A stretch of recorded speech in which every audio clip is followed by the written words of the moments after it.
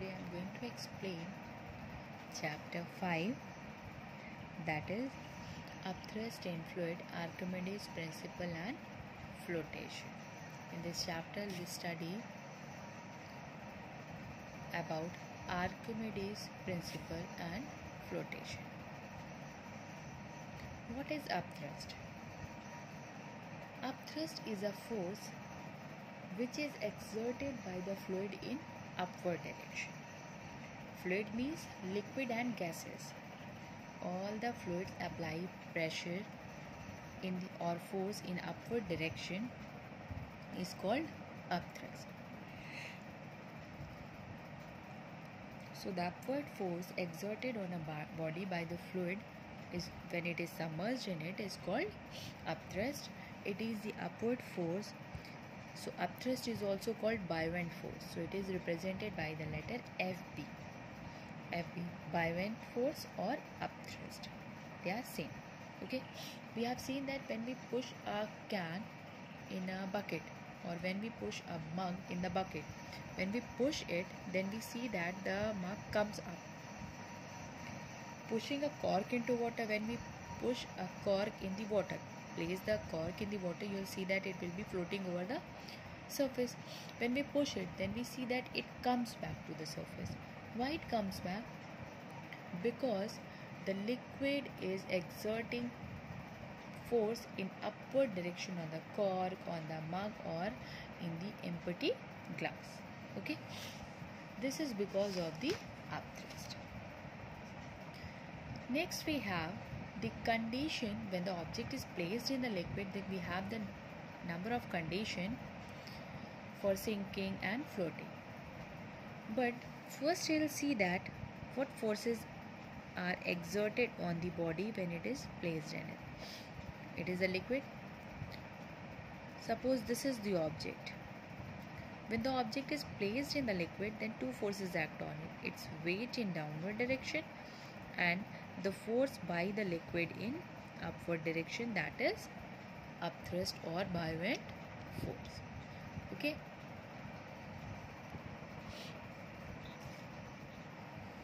Buoyant force or upthrust. When the body is placed, then we see that in these two forces which is greater, which is equal, if buoyant force is more than the weight of the body, then the body floats. If the buoyant force is more, then it will float over the surface. When the buoyant force is less and weight is more, then it sinks. But when they are equal, then it floats partially submerged. It floats partially immersed in the liquid or submerged in the liquid. Okay.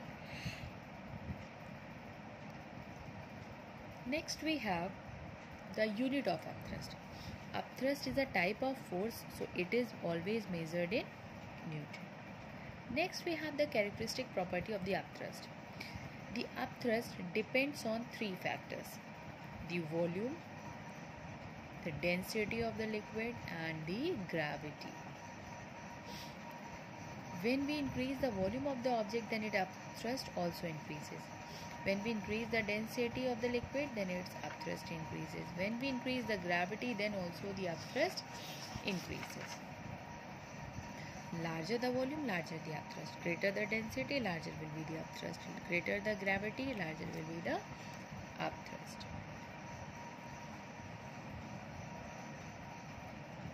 Now we have the reason for upthrust. Why this upthrust works? As we know that when we take the liquid in a container, then we know that pressure increases with the increase in depth. We have studied in our previous one. Pressure increases with the increase in depth. It means that at two different height, if this height is taken pressure P1 and this height is taken pressure P2, then we can say that pressure increases with the increase in depth. So P2 is more than P1.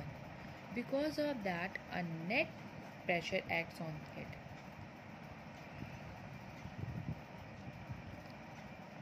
Net pressure is P2 minus P1 and it acts on unit area.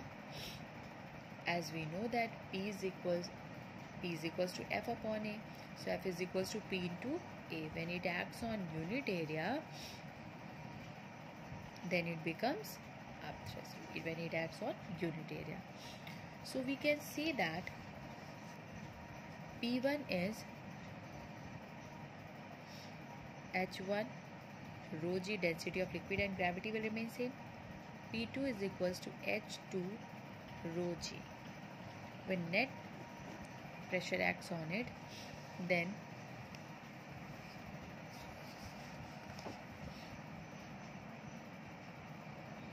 net pressure upthrust F is equals to P into A.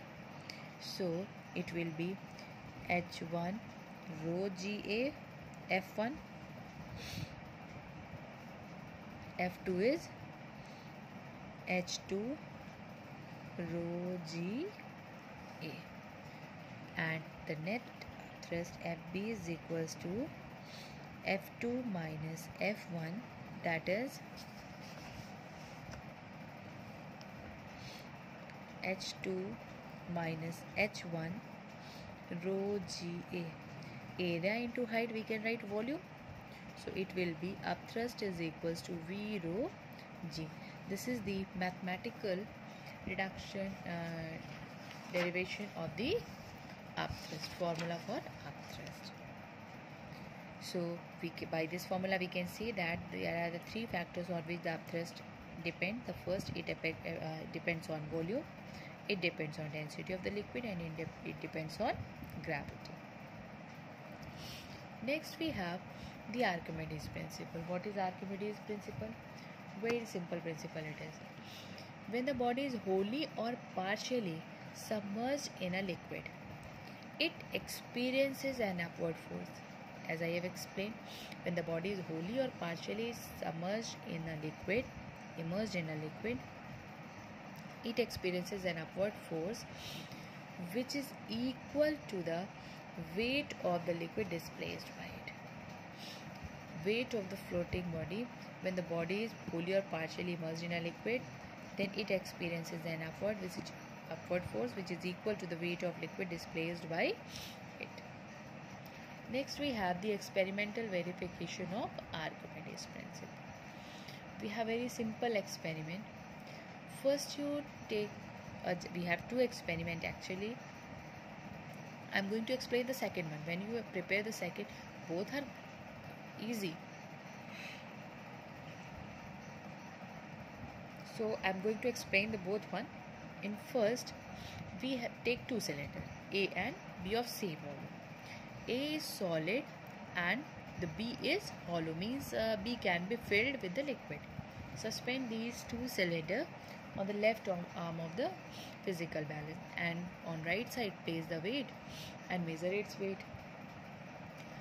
Now the solid cylinder is completely immersed in water. Solid is completely, in which the liquid cannot be filled, and B is in air. And place it in the beaker and again measure the weight. Now for making it equal, place the liquid in the hollow cylinder B.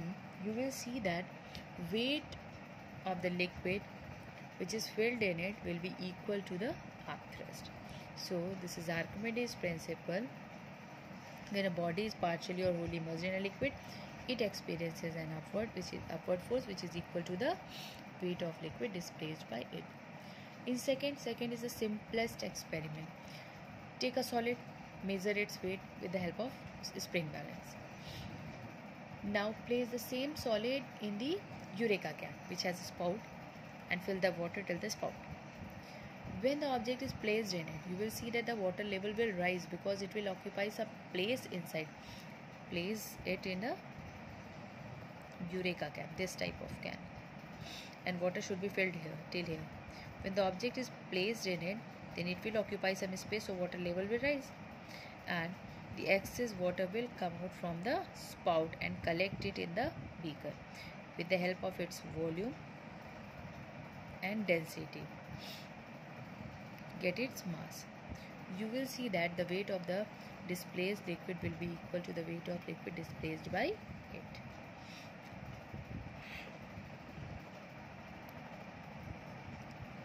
Next we have solid bodies with density greater than the density of liquid sinks while the density less than the liquid floats.